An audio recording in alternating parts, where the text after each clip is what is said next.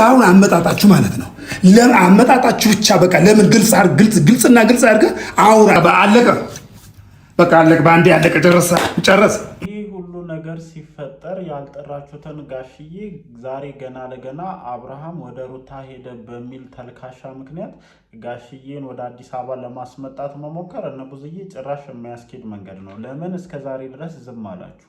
አብርሃም በዚህ ልክ ቤቱ ፈርሶ የማይሆን ነገር ሲሆን እኛ ከአቅማችን በላይ ሆኗል፣ ጋሽዬ መተ ያለውን ችግር ፍታ ብላችሁ እንደመጥራት ዛሬ ገና ለገና በአብርሃም ተስፋ ስትቆርጡና ጭራሽ ጉዳዩ መተት እንዳልሆነና አብርሃም ሆን ብሎ ከሄርሜላ ለመለየት ይህንን ጉዳይ እንደሚያደርግ በደንብ ሰምታችኋል። መረጃውም ጭምራላችሁ በደንብ ማለት ነው። እኔ ለምንድን ነው ግን በዚህ ልክ አብርሃም ከሄርሜላ ጋር እንዲሆን ፍላጎት ያደረባችሁ? የምሬን ነው የምላችሁ። በጣም አሳበቀባችሁ። በጣም ያለውን ነገር ይፋ አድርጎ አሳየባችሁ። ለምን ምን በትበድላችሁ ነው ይሄን ያክል? አዎ ምንም በኢትዮጵያ ደረጃ እኮ የተለመደ እኮ ነው። አማቶችና ምራት ተስማምተው አያውቁም። ይሄ ደግሞ የማያከባበራችሁ ከሆነ ይሄ የሚያጠላላችሁ ከሆነ አለመቀራረቡ እኮ ትልቅ የሆነ መፍትሄ እኮ ነው። እግዚአብሔርን በቃ እነሱም የራሳቸውን ህይወት እንዲኖሩ እድሉን መስጠት ነው። መሀል ላይ ከገባችሁ በኋላ ደግሞ እንደዚህ አይነት ስር የተሰደደ ጥላቻ ጭራሽ ከሷ ወስዳችሁ ለሌላ ሰው ለመዳር የዚህን ያክል ሽርጉድ ማለት ከእናንተ የሚጠበቅ ነገር አይደለም። እስኪ ማን ነው ይሄንን ነገር አይደለም ብሎ ከኔ ጋር ሊከራከር የሚችለው? እነዚህ ልጆች ጥረታቸው እኮ ማለት ነው የምሬን እኮ ነው የአብርሃምን አሁን የገባበትን ከዚህ ሲቹዌሽን ማውጣት ብቻ አይደለም። በቃ በደንብ ተረዱት። ያ ቢሆን ኖሮማ ማለት ነው አብርሃምን ጠርተው አምጥተውት ያለ ሄርሜላ ነበረ ነገሮችን ለመፍታት የሚሞክሩት። የእነዚህ ሰዎች ትልቁ ታርጌት ምንድን ነው?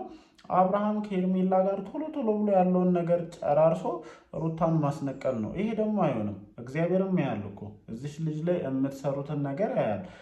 እቺ ልጅ ስህተት ሰርታ ሊሆን ይችላል፣ ጥፋት አጥፍታ ሊሆን ይችላል። ምናልባትም ማድረግ የሌሉባትን ነገሮች ልጅነት አሳስቷት አጠገቧ ያሉ ሰዎች ጃስ ብሏት ብዙ ተንቀሳቅሳ ብዙ ነገሮችን ሚስ አድርጋ ሊሆን ይችላል። ዛሬ ላይ ግን ነገሮችን እየተረዳች እየመጣች እንደሆነ ነው እንደኔ እየተረዳው ያለሁትና የእነሱን የመኖር ምርጫ ወይም ቡዜ መተሽ አንቺ አትኖሪለትም ከሄርሜላ ጋር ወይም ከሩታ ጋር አትኖሪለትም። አብርሃም ነው ያንን ህይወት ሊኖርም የሚችለው ሊያጣጥምም የሚችለው። ስለዚህ ምርጫውን ለሱ ተውለት።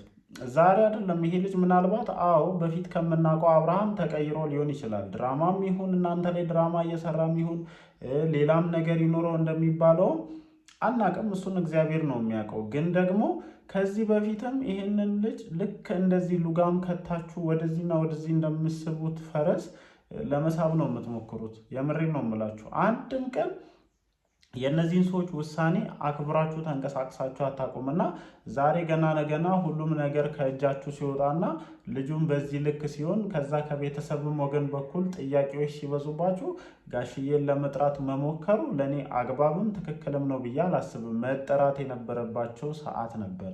ይሄ ሁሉ ነገር ሲፈጠር እኛ እንችላለን፣ እኛ አለን፣ ጋሼ እኛ አለን እያላችሁ ነው እኮ ስታስቀሩ የነበራችሁት አይደለም?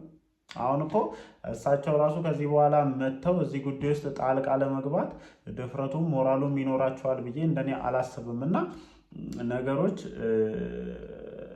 ምን ያክል የእናንተ ጥላቻ ስር የሰደደ መሆኑን በግላጭ ከሰሞኑ እያሳዩን እንደሆነ ነው እንደኔ እየተረዳው ያለሁት።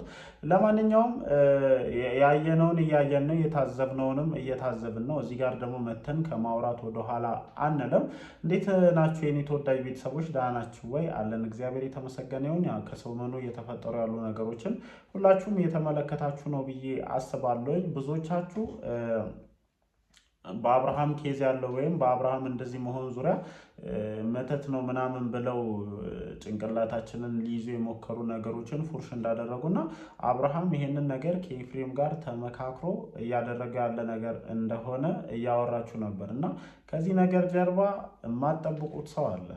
ኤፍሬምን ይሄንን ተልዕኮ ሰጥቶት አብርሃምን አሳምኖት ከሄርሜላ እንዴት ወደ ሩታ መመለስ እንዳለበት። ምክንያቱም ሜቢ ከሆነ ሰዓት በኋላ አናቅም፣ እርግጠኛ ሆኜ እኔም መናገር አልችልም። ግን አብርሃም ምናልባትም ነገሮችን ሲያይ ከሎሌ ጋር ያለውን ነገር ለማየት ሲሞክር ወደ ሩታ መመለስ ፈልጎ እንዴት ብሎ እንደሚመለስ መንገዱ ጠፍቶት ሊሆን ይችላል።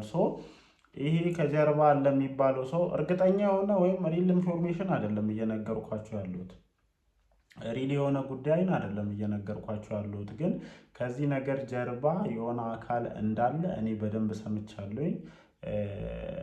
ለመጀመሪያ ጊዜ እነ ሩታ ትክክለኛ የሆነ መንገድንም ሲራመዱ እያየሁኝ ስለሆነ ከሆኑ ሰዓታቶች በኋላ እነ ሩታን መደገፍ ጀምሬያለሁኝ። ለዚህ ነገር ደግሞ እንደ ኤቪደንስ ወይም እንደ ማስረጃ ላቀርብላችሁ የምችለው ነገር ምንድን ነው?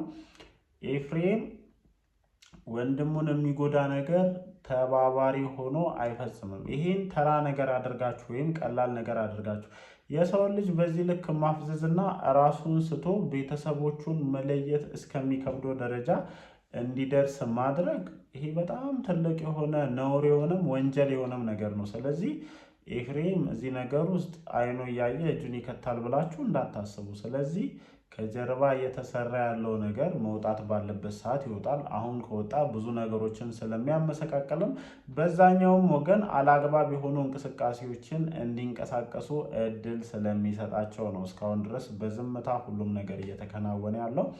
ለማንኛውም አብርሃም ወደ ሩታ መመለስ ፈልጎ እያደረገ ያለው ነገር እንደሆነ ብቻ ሁላችሁም እንድታውቁ ፈልጋለሁ። መውጣት ያለባቸው ይፋ መደረግ ያለባቸው ነገሮች በሙሉ ይፋ መደረግ ባለባቸው ሰዓት እንደሚደረጉ በዚህ አጋጣሚ ልነግራችሁ ፈልጋለሁ።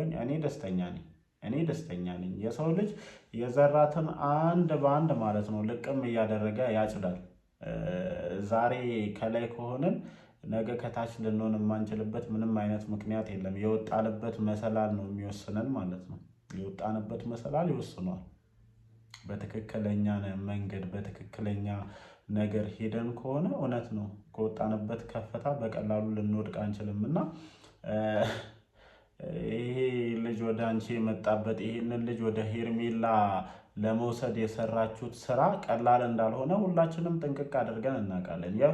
የፈለገ ሩታን ልጠሉ ትችላላችሁ፣ ግን የወንድማችሁን ትዳር ማክበር ደግሞ ትልቅ የሆነ ነገር ማለት ነው። ነገ እኔ እኮ ለምን እንደማታገናዝበው አላውቅም። ነገ ልዑል እኮ እያንዳንዱን ነገር ያለ ወንድ ልጅ ለእናቱ ያለው ቦታ አይነገራችሁም። እናንተም ትዳር ያላችሁ እናንተም ቤተሰብ ያላችሁ ሰዎች ናችሁ። እና ሰው እኮ ሲመቸው ብቻ አይደለም ትዳሩን የሚቀጥሉ፣ በማይመች ሁኔታ ውስጥም እየተበደለም አንደኛው ከአንደኛው ጋር እየተጋጨም ቢሆን ትዳር ውስጥ ያለ ነገር ስለሆነ ያንን ነገር ተሸፋፍነው ያንን ነገር ተቻችለው የሚኖሩበት ነገር ነው። እና እናንተ ምክንያቶችን ሰበቦችን ደርድራችሁ ልጁን ወደ ሌላ ቦታ ለመውሰድ ጥረት እያደረጋችሁ ነው። እና ያ ነገራችሁ ደግሞ ጭራሽ በማታሰቡት በማትገምቱት ሁኔታ ፉርሽ ሆነ። በቃ ድንገት ተነስቶ አብርሃም ሄደባችሁና በጣም ግራ ተጋብታችኋል። በጣም ማለት ነው። እኔ ትላንትና ብዙ ነገሮችን የታዘባችሁ ሰዎች ልትኖሩ ትችላላችሁ። እውነትም የወንድማችሁ እንደዛ መሆን አሳስቧችሁ ከሆነ ብየዋለሁ በመግቢያ ሄርሜላ እዛ ጋር በፍጹም ምንም ልታደርግ አትችልም። በቃ አለቀ ደቀቀ። እናንተ ግን ከወንድማችሁ ከዛ ሀብሉን ከበጠሳችሁ በኋላ ምንድነው ኤክስፔክት አድርጋችሁ እየጠበቃችሁ ያላችሁት?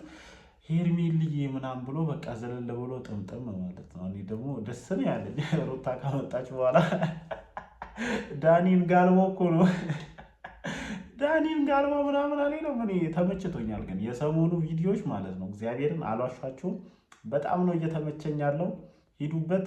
ሩታም ኤፍሬምም በቃ እየተመቻችሁኝ ነው። እኔ እንደዚህ ነው የሚያዝናናኝ። ይሄ የማይሆን ምናምን ነገሮችን ትታችሁ እንደዚህ ጥበብ በተሞላበት መልኩ ምን እያደረጋችሁ ራሱ እንደሆነ እስከማይታወቅባችሁ ድረስ በዙሪያችሁ ያሉ ሰዎች እስኪጨነቁ ድረስ ግፉበት ማለት ነው የምፈልገው።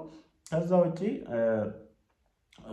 ብዙ ነገሮች ሲፈጠሩ ያልጠራችሁትን ጋሽዬን አሁን ላይ እናለን ምናምን የምትሉት ነገር ጭራሽ እንደማያስኬድና በስልክ ራሱ አስጠንቅቆ እዛው እንደጀመራችሁ ራሳችሁ ጨርሱ ብሎ ጋሽዬ እንደዘጉባችሁም ሰምቻለሁ። ይበላችሁ ነው ማለት የምንፈልገው። ለማንኛውም አዲስ ነገር ካለ ደግሞ ምሽት ላይ ቪዲዮአቸውን ከለቀቁ በኋላ እንደተለመደው መተን ሀሳባችንን እንሰጥበታለን። እወዳችኋለሁ። ይመቻችሁ።